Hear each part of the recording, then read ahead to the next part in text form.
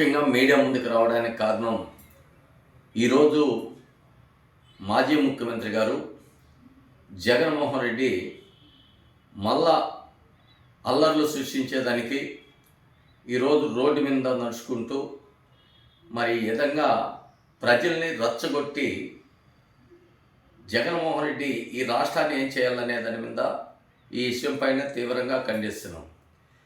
స్వతంత్రం కోసం పోరాడిన వ్యక్తి అంబటి రాంబాబు, లేకపోతే జోగి రమేష్ ఏమన్నా ఈ రాష్ట్రం దేశం కోసం పోరాడిన వ్యక్తి?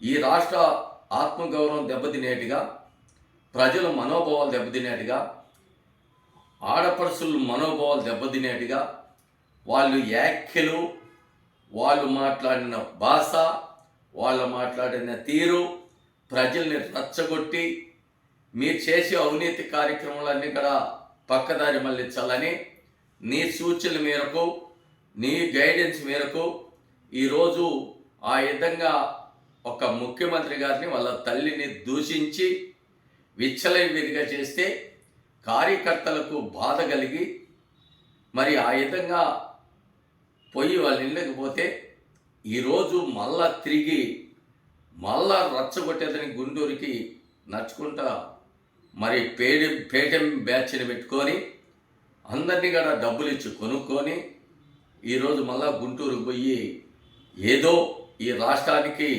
ఒరగబెట్టినట్టుగా ఎగరది తీసినట్టుగా మరి వాళ్ళు పరామర్శించేదని పోయినామంటే జగన్మోహన్ రెడ్డిని ప్రజలంతా కూడా నవ్వుకుంటున్నారు. ఇతనికి పిచ్చి ముద్రి పరాకాష్ఠ చేరింది. 18-19 నెలలు అవుతున్నది. ఒక్కరోజు కూడా అసెంబ్లీకి వెళ్లకుండా, ప్రజల పక్షాన పోరాడకుండా, ప్రభుత్వాన్ని నిలదీసి మా యొక్క ప్రజలకి ఇది కావాలనేది అడిగేది లేకుండా బెంగళూరు ప్యాలెస్లో విశ్రాంతి తీసుకుంటూ ఎప్పుడో చుట్టం మర్యాదగా వచ్చినట్టుగా పోయేది. ఈ విధంగా ఉన్నప్పుడు జగన్మోహన్ రెడ్డి మళ్ళా ఈ ఆంధ్రప్రదేశ్లో తిరగడానికి కూడా ఆయనకి మనశ్శక్తి వచ్చిందో, అతనికి మానవత్వం ఉందే లేదని కూడా ప్రజలంతా నవ్వుకుంటున్నారు. మళ్ళా వీడు పేలినా అనే వ్యక్తి అసలు వీళ్ళకి చిగ్గు శరం ఉందా, ఇలా మనసులా మానవత్వం ఉందా? ఈరోజు మళ్ళా లోకేష్ బాబు గురించి అనిత్య వ్యాఖ్యలు, అది మాట్లాడడానికే మాకే బాధ అనిపిస్తున్నది. వాడు గీడని మాట్లాడతారు. అసలు మీరు మనసులా మానవత్వం ఉందా? అసలు మృగాల మీరా మాజీ మంత్రుల, మీరా మాజీ శాసనసభ్యుల?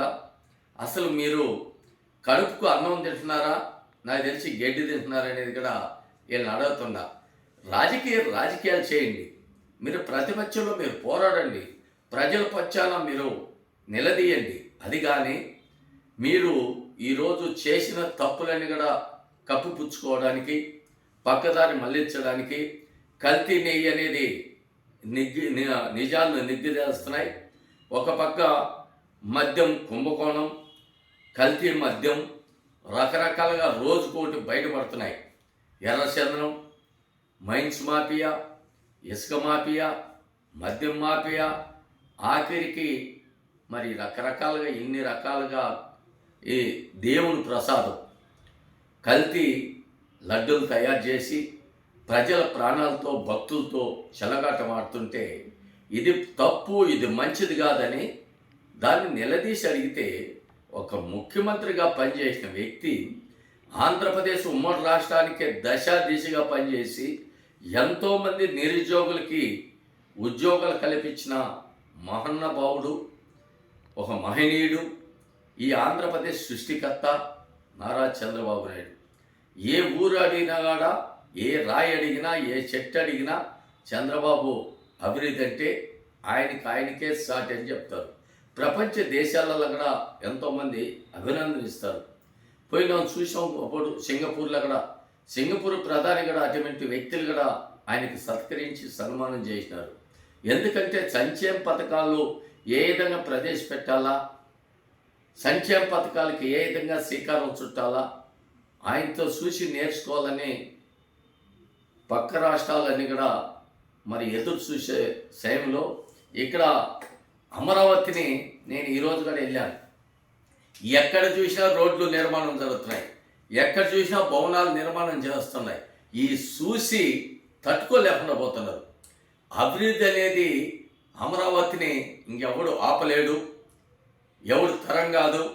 చంద్రబాబు నాయుడు ఒక్క సూర్య కూటమి ప్రభుత్వం, ఇటు పవన్ కళ్యాణ్ కావచ్చు, ఇటు బీజేపీ కావచ్చు, ముగ్గురు త్రిమూర్తులు మాత్ర ఈ యొక్క ఆంధ్రప్రదేశ్ని ఏ విధంగా డెవలప్మెంట్ చేయాలని వాళ్ళు ఒక సంకల్పంతో కలిసి చర్చించుకొని ఆ డెవలప్మెంట్ చూసి ఇంకా వైఎస్ఆర్ పార్టీకి భవిష్యత్తు ఉండదని ఆలోచింతేనే అంబటి రాంబాబు రచ్చగొట్టి, ఈ జగన్మోహన్ రెడ్డి నువ్వు ఈ విధంగా దూషించాలి, ఈ విధంగా దూషిస్తే వాళ్ళ కార్యకర్తలు రెచ్చిపోతారు, మనం చేసిన తప్పులన్నీ కూడా పక్కదారి మళ్ళీపోతాయి, ఇవన్నీ కూడా డైవర్ట్ చేయాలని ఆలోచింతేనే జగన్మోహన్ రెడ్డి వాళ్ళకి గైడెన్స్ ఇచ్చి పంపించాడు. దాని కూడా ఈ సద్దల రామకృష్ణారెడ్డి ఒకడు ఉన్నాడు. ఈ సద్దల రామకృష్ణారెడ్డి చెత్త సలహాదారుడు. ఏదన్నా కానీ ఇప్పటికైనా మీకు నైతిక విలువలు ఉంటే, ఆంధ్రప్రదేశ్ మీద ఆత్మ గౌరవం ఉంటే ఇప్పటికన్నా మీ వైఖరి మార్చుకోండి. ప్రజాస్వామ్యంలో మీరు కూడా పనిచేయండి. ప్రభుత్వాన్ని అడగండి, మీ ప్రజలకు ఏం కావాలా, ఏం చేస్తున్నారు, మేము కూడా సూచనలు సలహాలు ఇస్తామని చెప్పండి. కానీ ఈ విధంగా తప్పుదారులు, తప్పుడు వాగ్దానాలు ఇవన్నీ మానుకోవాలని కూడా జగన్మోహన్ రెడ్డి సూటిగా చెప్తున్నా. అసలు మీకు మానవత్వం లేదు, మీరు మనుషులే కాదు. ఆఖరికి సొంత చెల్లి సీకొడుతున్నది కదా, ఏటికి నువ్వు పాదయాత్ర చేసేది? ఎవరు నిన్ను నమ్ముతాడు? ఎందుకు? ఇంకా ఈ రాష్ట్రాన్ని ఇప్పటికే సర్వనాశనం చేసినావు, అప్పులు కుప్పలు చేసినావు. మరి ఈరోజు ఆ విధంగా దిగజారి మాట్లాడుతూ ఉంటే ఆయనకు ఇది చెప్పాలి. అటువంటి పరిస్థితిలో ఈరోజు అభివృద్ధి గురించి మాట్లాడుతుంది. ఏం అభివృద్ధి ఏం చేసినావని? ఏమన్నా ఈ రాష్ట్రానికి పరిశ్రమలు తెచ్చినావా? పెట్టుబడులు తెచ్చినావా? ఉన్న రాష్ట్రాల్లో ఉన్న ఎర్రచందనం స్మగ్లింగ్ చేసినావు, కల్తీ మద్యాన్ని తయారు చేసినావు, ఇసుక మాఫీ చేసినావు, గ్రావులు మాఫీ చేసినావు, మైనింగ్ మాఫీ చేసినావు. ఇవన్నీ చేసి ఈ రాష్ట్రాన్ని సర్వనాశనం చేసినావు. మరి ఇంకోటి, ఇప్పుడు 20 నెలలు అయింది, 2 సంవత్సరాలలో ఏం చేయలేదని. కరెక్టే నువ్వు చెప్పింది. 2 సంవత్సరాలు ఏం చేయలేదంటే ₹1 కూడా పెట్రోల్ కానీ, గ్యాస్ కానీ, డీజిల్ కానీ, కరెంటు బిల్లు కూడా పెంచకుండా ప్రజల పక్షాన ప్రజల కోసం పనిచేస్తున్నది కూటమి ప్రభుత్వం, నారా చంద్రబాబు నాయుడు. ఇది గుర్తుపెట్టుకొని జగన్మోహన్ రెడ్డి గారు, నువ్వు 5 సంవత్సరాలలో ఎన్ని మాటలు పెట్రోల్ పెంచావు, ఎన్ని మాటలు డీజిల్ పెంచావు, ఎన్ని మాటలు గ్యాస్ పెంచావు, ఎన్ని మాటలు నిత్యవసర సరుకులు పెంచావు అని కూడా ఒక్కసూరి జగన్మోహన్ రెడ్డికి ఆర్టీసీ ఛార్జీలు ఎన్ని మాటలు పెంచావు? ఈ రోజుకు 22 సంవత్సరాలలో ₹1 ఎక్కడన్నా గ్యాస్ కానీ, పెట్రోల్ కానీ, డీజిల్ కానీ, మరి చెత్త పన్ను వేసినావు. నిన్ను అందరూ కూడా చెత్త ముఖ్యమంత్రి అని కూడా ఆ రోజు పేరు పెట్టారు. ఇటువంటి నీ ఘనకారణం. సంక్షేమ పథకాలు ఒక్కడన్నా ఇచ్చావా? నిరుద్యోగ వృత్తికి ఎప్పుడన్నా చేసావా? ఇచ్చిన మాటలనే తప్పుడు వాగ్దానం చేసి ఈరోజు కూటమి ప్రభుత్వం బ్రహ్మాండంగా దూసుకొని పోతున్నది.